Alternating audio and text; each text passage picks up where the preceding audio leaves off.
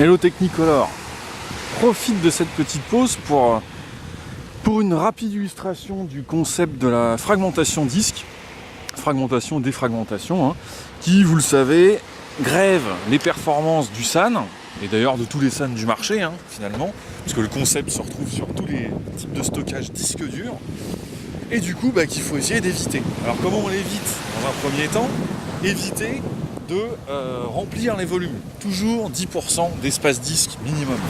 Voilà. Alors, petit schéma, quand même, pour vous montrer ce que c'est que la fragmentation. Je dessine un disque.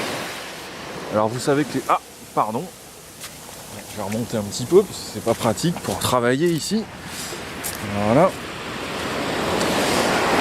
Donc, un disque, si vous savez, se présente sous forme de plateau. Et sur ce disque, donc, on peut retrouver soit des fichiers fragmentés, défragmentés, donc, qui se lisent comme un sillon, que vous connaissiez à l'époque des 33 tours, 45 tours, ou alors un fichier fragmenté, qui se retrouve avec un morceau là, un morceau là, un morceau là, un morceau là, par exemple. Donc ça, c'est ce qu'on appelle un fichier en 4 fragments. Ce fichier en 4 fragments entraîne une baisse des performances parce que la tête de lecture se déplacera du fragment A vers le fragment B, vers le fragment C, etc.